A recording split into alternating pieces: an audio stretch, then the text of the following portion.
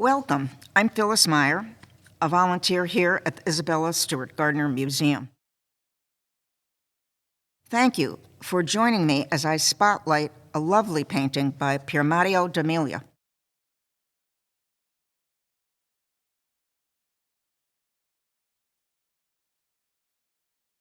The Annunciation, made in 1497 at the height of the Italian Renaissance. This horizontal tempera on panel hangs in the Raphael Room on the second floor of the museum.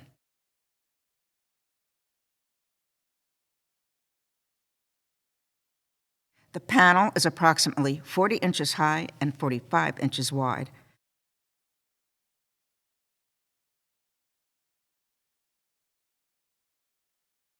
And depicts the Archangel Gabriel speaking to the Virgin Mary, while both kneel facing each other in a wide palatial arcade.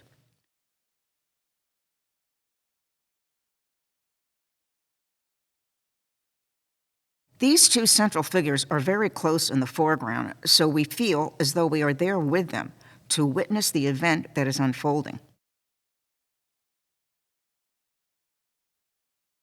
According to Christian theology, this is the moment the archangel tells Mary that she will conceive a child through the power of the Holy Spirit and will become the mother of God. The angel kneels in profile with one foot on the floor, the other tucked behind him.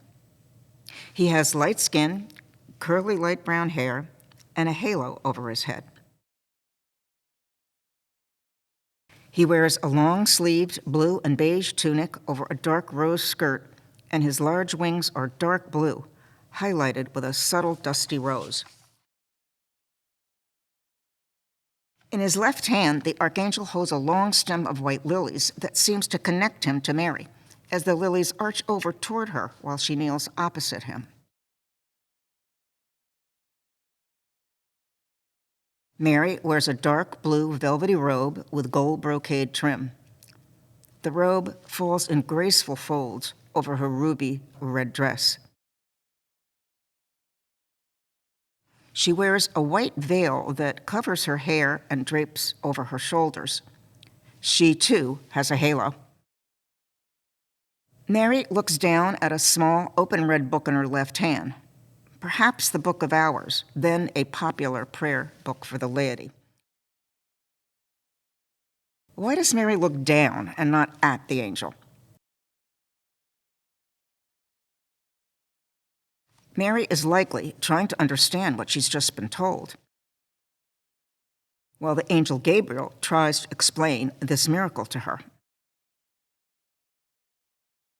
He points up with his right index finger toward a white, almost translucent dove flying above them. The dove, a symbol of the Holy Spirit, leaves a trail of gold dust in its path. The gold dust represents the power of the Holy Spirit that will come down to Mary and cause her to become with child. Behind the two central figures, a hallway leads back to a low-walled courtyard. The courtyard ends with a tall main doorway in a brick-high wall that leads to the outside world. A small tree is centered just past the doorway, and beyond it, the blue sky, a river, mountains, and other trees appear in the far, far distance. During the Renaissance, the setting of Mary's house becomes more elaborate as compared to the humble home in which Mary probably had lived and where earlier versions of the biblical event place her.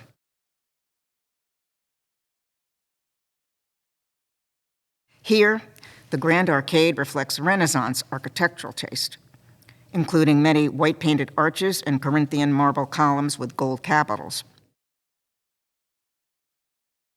The flooring of the arcade and the hallway also reflects Renaissance taste. White, parallel lines of tiles, horizontal and vertical, dominate a background of black, gray, and white geometric pattern. Showing off his technical skill and perspective, the artist shows us two vertical lines of white tile that begin between the kneeling figures and converge as they go down the hallway.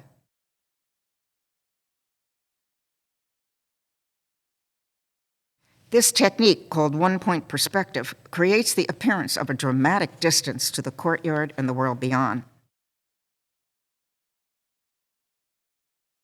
The mood of the painting is calm, serene. No ruffled feathers here. The colors in the painting are peaceful, too. Ethereal, rich, but soft, because the artist uses tempera, egg-based paint, which lacks the gloss of oils. The painting's elaborate frame looks like a piece of architecture, flaunting faux marble columns on each vertical side of the frame and a predella with tiny paintings at the bottom.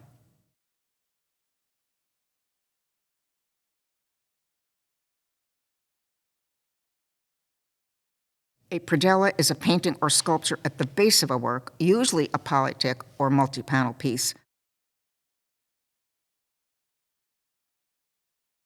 which the Annunciation may or may not be.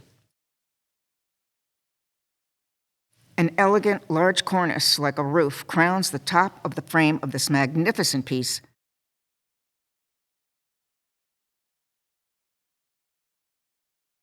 which served as the altarpiece for the high altar of the Franciscan church in the town of Amelia in Umbria. For decades after Mrs. Gardner purchased and hung the painting, the artist was named the master of the Gardner Annunciation. It took 400+ years after its making for art historians to attribute the work definitively to Piermatteo d'Amelia. Now recognized as the maker of what some consider to be the loveliest painting in our collection.